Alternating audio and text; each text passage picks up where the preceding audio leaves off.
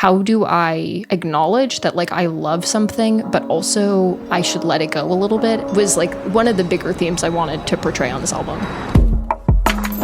This is A Deeper Listen from listener-powered KEXP. This is the show where we talk with musicians about the thoughts and the experiences that shape their music. I'm Roddy Nikpour. Seattle native Natalie Lew, also known as Sea Lemon, has been a prolific songwriter over the past few years. Her Bandcamp page shows off her singles and EPs, starting with her first one called Close Up in 2022.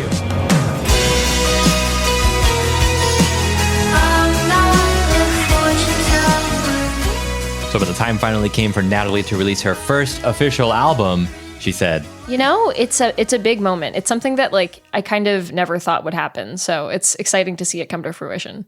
And that album is called Diving for a Prize, which came out earlier this month on Luminelle Recordings. Across the 12 songs, reverb-heavy guitars wash underneath vocals that allude to made-up stories and unhealthy obsessions. You can definitely hear the influence of shoegaze pioneers like Slowdive, Mazzy Star, and Cocteau Twins.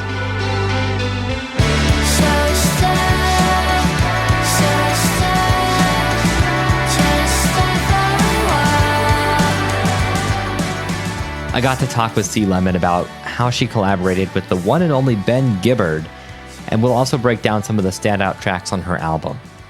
She starts by telling us a story of how she first got into playing music, the first time she ever played a guitar and heard herself sing, which was only about 5 years ago. After college, I moved to New York for a couple of years, and my best friend and roommate, she started wanting to like get into the music scene in New York and wanting to play music, and she had like done some open mic kind of stuff in Seattle before, and it was always really fun like watching her. But then when she started playing in New York, she was basically immediately in a band playing cool music. And so she was like, well, you should just get a guitar and try it and see if you can meet some people. And so, I mean, within like a month of me buying my first electric guitar, my first guitar ever, and learning barely how to play like open chords and barely bar chords, just like the beginnings of being able to put my fingers on the right strings for bar chords. That F sharp chord, you know? Oh my God, truly. When you have to do that, it gets serious.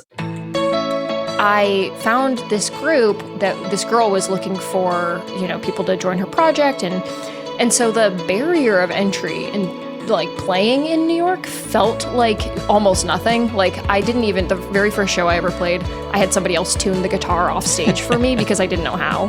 And then 2020 hit and we were living in New York and I was kind of like, I miss my family. I'm not sure I want to be here anymore. Yeah, the COVID thing that happened to a lot of people, right? Yeah, totally. It was kind of an easy decision in terms of like how I physically wanted to feel. But I do think the hardest part of moving away from New York was leaving this like music project that was the first thing I had ever really done in the world of music as a musician. Because something that I did when I was a kid is I was really involved in like formerly EMP, now called Mopop, which is like the museum in Seattle that like does kind of like youth related, cool music related like competitions. And I was part of the group that like chose who played at that Battle of the Bands. And I always thought I would be an A&R when I was a kid. I remember like when my cousin burned me my first CD when I was like 9 years old, and it started something in me. And I had never seen myself when I was a lot younger, like as a musician. I had seen myself more as like somebody who loved to like curate music for others. And so it was cool, when I started this first music project, I was like, oh, I actually can be a musician. And then to have that gone so quickly was a big bummer. And that's why when I moved back to Seattle, I wanted to create my own project and start something myself, because it kind of felt like, well, if the barrier to entry was so low with others, like why not just try something myself?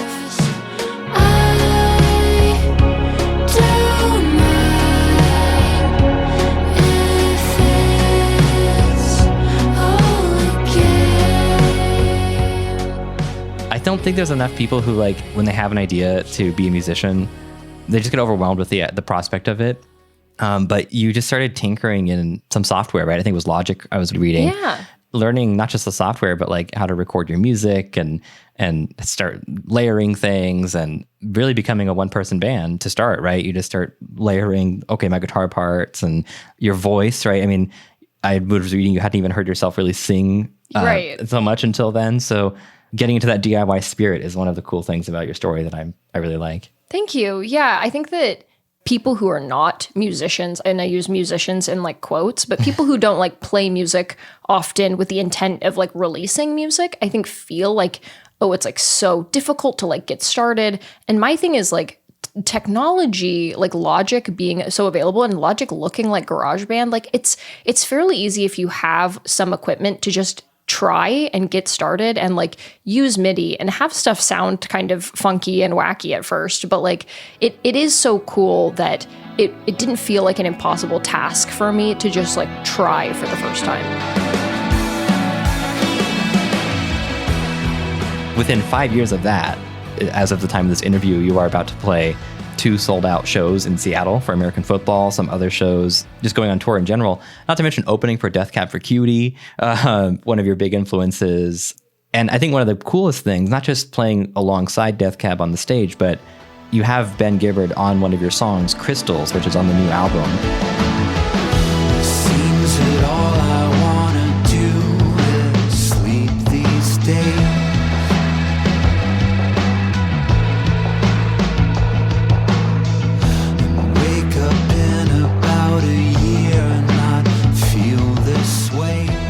Wow, I guess, but also like, within such a short time of that kind of DIY, like, oh, I don't know what I'm doing. You're at that point in your music career. I mean, how does that happen? Like, how did the Ben Gibbard thing happen? Let's just start there.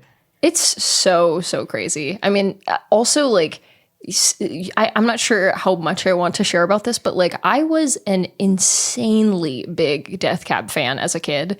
I mean, I was like front row at some of their concerts. Like, I was a huge fan. And it was kind of in that era where there was like sort of like big orchestral folk pop, like Beirut. And there was this band here called Hey Marseille that was fairly big in Seattle. And why can't you see heaven won't wait for us? Salutations and prayers are too laborious. I was just like such a big fan of that type of music.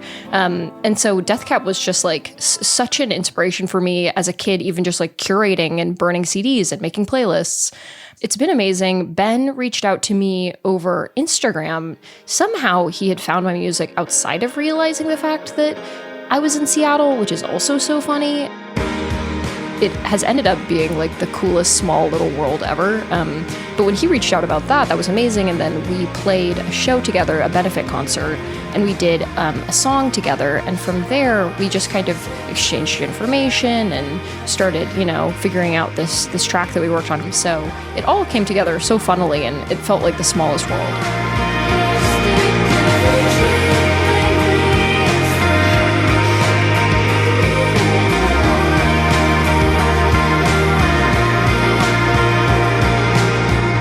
I mean, you're from Seattle, and the Pacific Northwest roots are really important to you, not just in your music, but your personal identity. And I was reading you have a particular interest in the ocean. Talk to a little bit about the sense of place that you have. Yeah. Well, when I was a kid, I grew up like going and doing like tide pooling with my mom. And so when I was thinking about like what I wanted to call my project, I was like, oh, what's something that like feels personal, but like maybe something also that's like kind of catchy. And so sea lemon are these like, they're so cute too, these little sea slugs. But the thing that I find so helpful when I'm writing music is like actually having physical space around me. And this was what was so hard about living in New York and like writing music is, for me, it was like really difficult to feel creatively inspired when I felt like kind of cramped.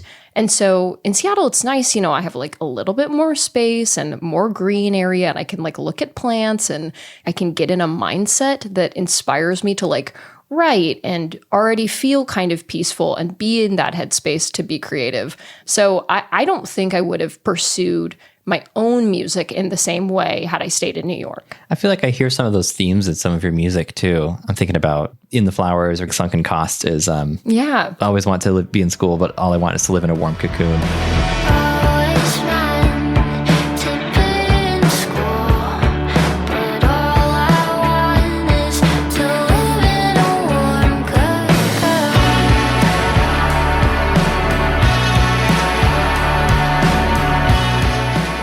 I'm totally reading into it. This is my interpretation. No, but you're doing great. I'm definitely a vague songwriter. Like my fiance and I have this funny thing where like when we love musicians like Phoebe Bridgers and folks who like tell very scene by scene, shot by shot stories.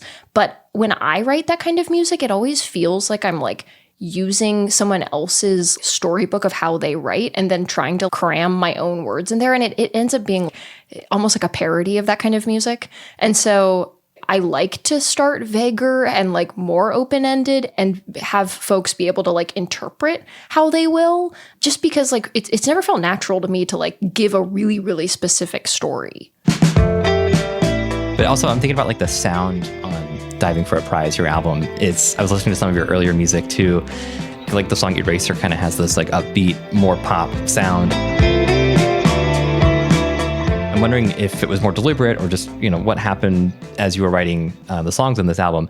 It's a lot more slowed down, less pop and more like shoegaze, which I personally love. It makes me think of like Slow Dive, Cocteau Twins.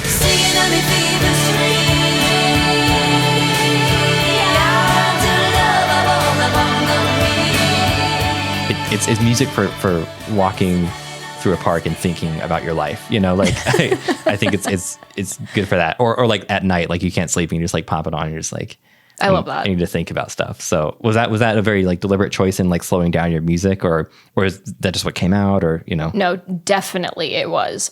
Something that I had been thinking about when I was writing this album was, I for a long time, whenever I like started a Logic file on my computer, I would start it at 160 BPM. And that was just because I was like, I know that when I play the guitar quickly, it can become like catchy faster, it feels like. I take inspiration from like The Cure and I think about those guitar lines and it's kind of like a repeating guitar line, a repeating lead line, and it's fast. And for a long time, I was like, that is what I do.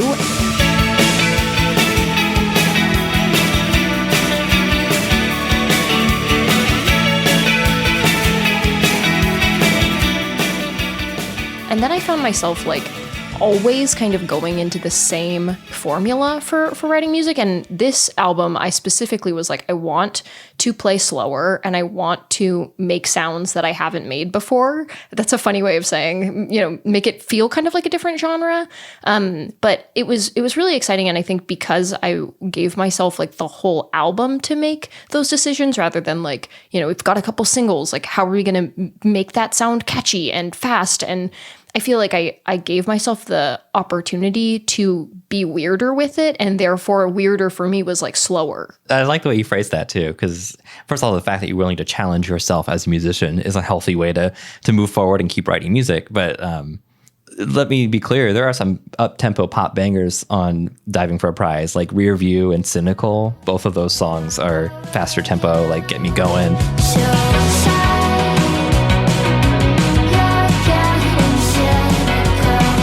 It was definitely something that my producer, Andy Park, and I had been talking about was like, let's make sure that like we don't leave anybody out. Like it's not just an album of something fast or just an album of something slow, but like we're covering ground in a way that's like, it still feels cohesive, but there's like something for everyone.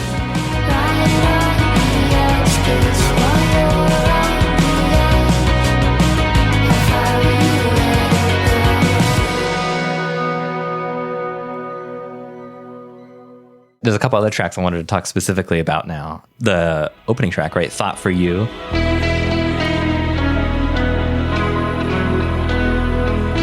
First of all, I like it because as I was listening, I realized that's a double entendre. Because, when you have a thought for someone, it's usually like, here's some perspective I want to lend you. But as I was listening to the song, I realized, oh, this is like about someone trying to do the thinking for you and kind of manipulating you. Tell me about the song Thought for You, because I thought that was really clever. Yeah, well, Thought for You was actually a song where the lead line was written by my fiance who plays guitar in my band. That whole song is kind of about someone giving you unsolicited advice and you sort of being like, I'm not sure I need this right now, and then being like, no, you do. You actually do need this advice.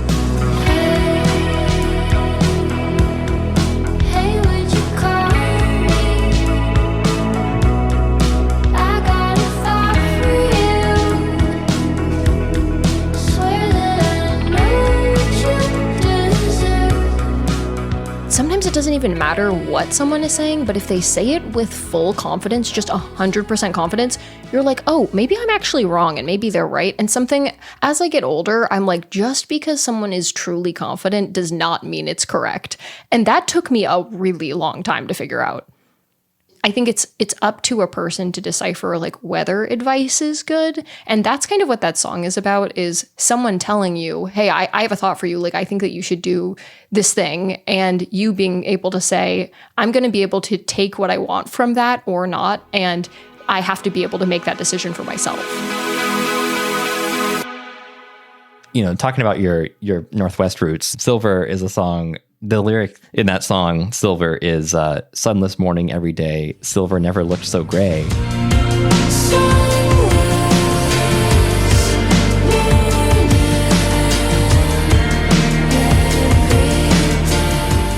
Is that as surface level as I'm making it seem, or is there more under the surface of that? Because it made me think of, especially going to New York, coming back to Seattle. That song, Silver, was written about, you know, when I moved to New York, I worked at a bunch of really lovely places as a designer, but I would go on these like business trips, and, you know, there's just something kind of cold about being on a business trip. Like, you're away from your loved ones and you're with, you know, your coworkers who often are lovely people, but you're just kind of by yourself in this weird hotel, and you're like getting dinner by yourself and you're taking it up to your hotel room. And I remember being, you know, in my early 20s and experiencing that. And I remember my mom, you know, as a kid telling me, you can be anything, and, you know, the world is your oyster. And then getting older and being like, wow, was this anything? Like, this is what it all worked up to, like being in this hotel room.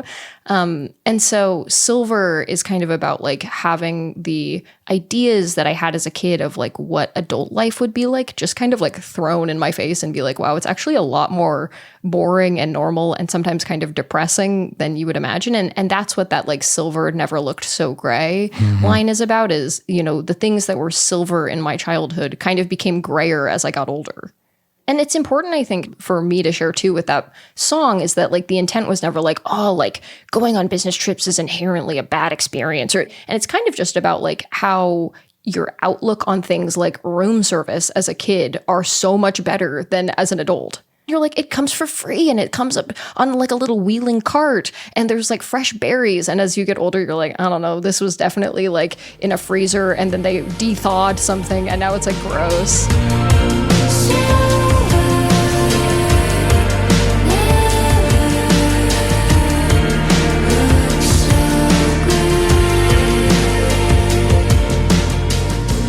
I think the next song, or one of the songs shortly after, is Stay, which is one of your big singles. And that's kind of the antithesis of that in some ways, right? Where it's like you're kind of renouncing the slog of being a working person to stay in love or something. You know, it's like, yeah, this reality exists to be a working person, but like, let's not forget that like loving each other, you know, romantically and just relationships in our lives, like, let's stay there. Yeah, totally.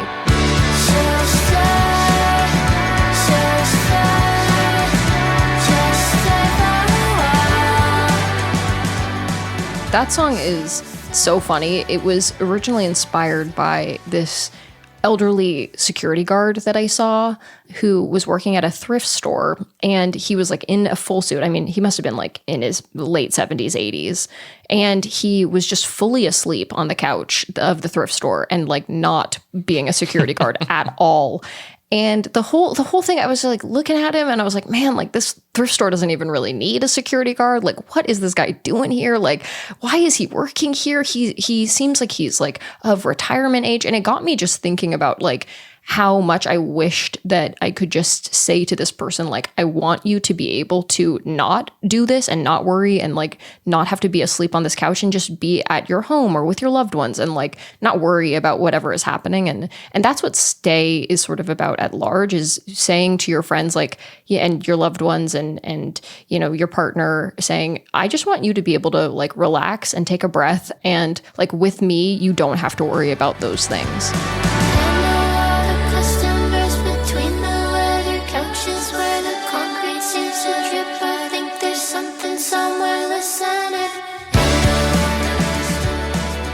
I kind of wish that you did write more literally in your lyrics, because that's a funny story about the security guard just sleeping on the couch. I mean, I'm definitely like, I feel like a lot of people do this where in their phone, they just like have a billion weird little notes, and mine are like grocery list. And then it's like old security guard asleep. Like, and I'm just like always having like little clips of my observations every day in my notes. And so I pull on a lot of that kind of stuff when I was writing this album. I like that you can distill it and turn it into more like the feeling you had in that moment of like, it's like sharing poetry. I mean, it is literally sharing poetry, right? It's like, you just got to trust yourself, and like the other people are going to relate to that. I love that. And I love to write short fiction. Like I write a lot of short fiction just in my free time. And so I find that like the more I write short fiction, the more the like ways in which I write show up in my songwriting, and kind of vice versa. When you say write short fiction, is that like more like personal like endeavor for you, or are you like, do you have stuff published that's like short fiction that's not music? Or well, in the spirit of manifesting, I would love to publish a collection of short fiction at some point in my life, because that is something I just love doing. At this point, it's just like I have a billion little stories on a Google Doc. For now. For now. There's so many other songs I've marked. I mean, like Change Your Face was one that it stuck out to me because it's like a lot of renouncing happening on this album. Just kind of some acknowledgement of like, look, what we're doing as entertainers is song and dance, literally. 100%. And Change Your Face is a song that I wrote kind of about like people telling you to do one thing and you being like, I'll never do that. And then 5 minutes later being like, oh, maybe as well. Like they always say like, it's best to have like strongly held beliefs, like held loosely. And I think that's something that I have taken a lot, just like in the way that I think about songwriting. It's like, I love this song. And then 5 minutes later, I'll be like, I don't know about it. And Change Your Faces, I mean, the first couple lines are like inspired by going to a store and being like, oh my God, like, you know, what is the rest of my life going to be like? What is free will? Like, maybe I should write down a will. I'm like, oh my God, like having the darkest thoughts, and then like turn around and being like, oh, I should pick up a deck of cards while I'm here.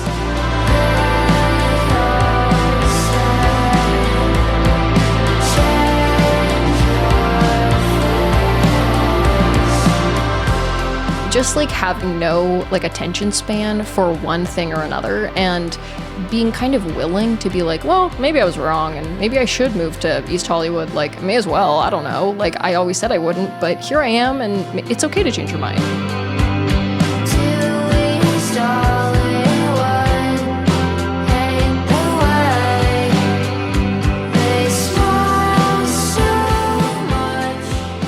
And I love the closer on this album, In the Flowers. The line that sticks out in that song to me is, I think I'm afraid of giving up and easing out. Because it's hard. It's hard knowing what you want and knowing that it will cause disruption if you go for it.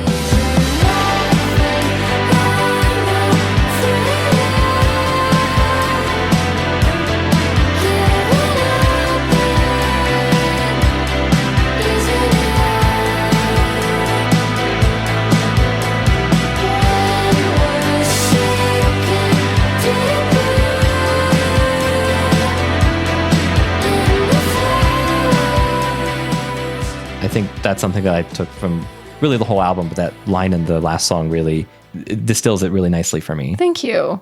I would say one of the major themes on this album is like obsession to the point of unhealthiness, manifested in a lot of different ways. And In the Flowers is kind of a song that's about like being obsessed with the way that a relationship once was, and like trying to grasp it in your hands. Like it's like grasping sand, right? And feeling that thing like run through your hand and being like, I have to hold on tight to this. And kind of same thing with like Rear View. The story of Rear View is so funny. I wrote in my mind this little story and imagined this failed baseball player who his career was going badly, and his family is like, how's baseball? And he's like, it's perfect. And him being like, well, actually, it's really not. Like, I'm doing terribly. And so that theme of obsession where it's like, how do I acknowledge that like I love something, but also maybe like I should let it go a little bit and my obsessive behavior isn't serving even myself, was like one of the bigger themes I wanted to portray on this album. You didn't have to tell me that you were a short story writer, but now it makes total sense. Oh, Like, oh yeah, thank you making so up the much. baseball story like underneath that. That's so cool. I mean, that song doesn't like sound funny, but when I listen to it, I laugh because I have such a vivid image in my mind when I think about that song. It's so funny.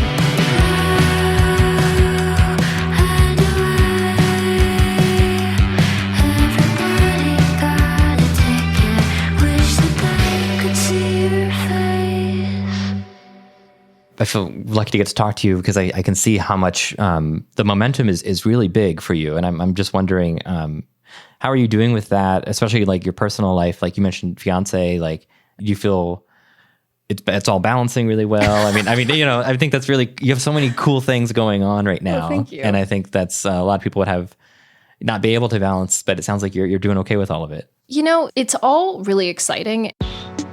You know, and my fiance plays in my band too, which like really is so nice just for so many reasons. Like, I think the way that we've always framed it is like every opportunity that sounds like fun, we should just pursue it. Then we do those things. And if we hear things that are like, that sounds cool, but maybe not for us, it's okay to like say no right now. We just want to do things that like, you know, as we're getting older, it's kind of like we know how to weed out the things that like maybe don't sound like they're going to be as good of a time.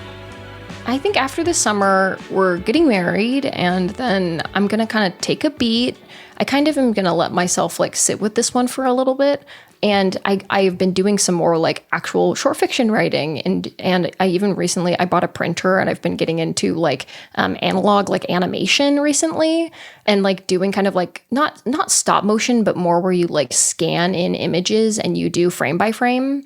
And I've been loving just like doing stuff that hasn't been like purely writing music recently. So more creative endeavors. Creative endeavors that aren't technically like work in some way. Yeah, exactly. When you are a musician at some point, you love it, it's creative, but you can't squeeze the muse all the time. Yes. And you want to have some other outlet. I think not only it's good to have the outlets you have, but you know, the short stories, but the animation thing is really cool. That's a cool choice. Yeah, I love to just, you know, use my hands, play around, have fun. That's like, as I get older, my only thing is like have a good time and feel creative. That sounds like you'll be making some kind of cartoon series between your short fiction and the animation. Well, I would love to do some of that. Yeah, I've been having a lot of fun just like scanning in images and messing around with them. So I would love to release some sort of like short form animation something soon. When we do interviews with artists these days, we always want to kind of wind down by asking you, what are you listening to right now that you're really into and you want to share? I'm always listening to a couple of artists. Like I would say Broadcast and Cocteau and Enya are like three artists that I'm always listening to. Like, I mean, I think my like top artist for the past 5 years has been Enya.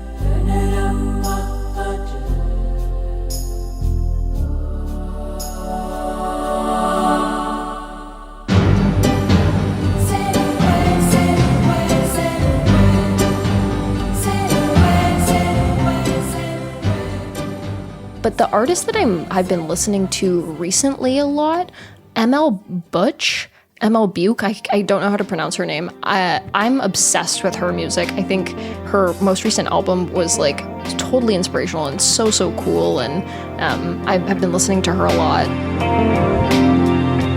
Up and over the hill, until then, squeaky grass.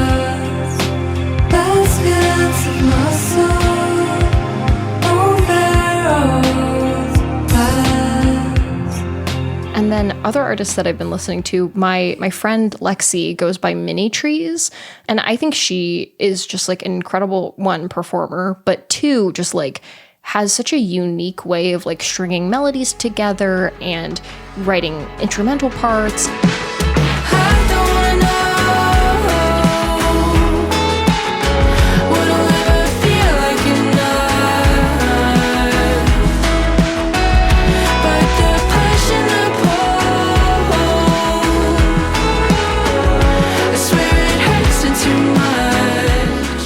I think she's just like doing things in indie music that like nobody else is doing, and so she's always been one of my favorite artists. That's Natalie of Sea Lemon. Thank you for making time to talk about your new album. Thanks for having me. Yeah, appreciate it. Sea Lemon's debut album, Diving for a Prize, is out now. You can stream or purchase it on Bandcamp. You can learn more about her music and where you can catch her performing in Seattle and beyond at sealemonmusic.com.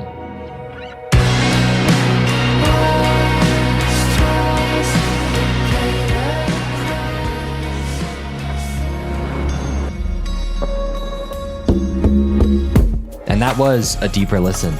You know, we're diving for your review. Please leave it wherever you're listening to this podcast. And the biggest prize that we're hoping for is that you'll tell your friends about this podcast. Big thanks to our donors.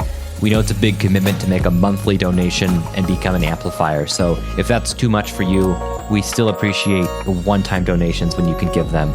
10, 20 bucks goes a long way. That's at kexp.org/deeper. Thanks to William Myers for mastering this episode. I'm Roddy Nikpour, so glad to be with you. Thanks for taking a deeper listen today. Take care.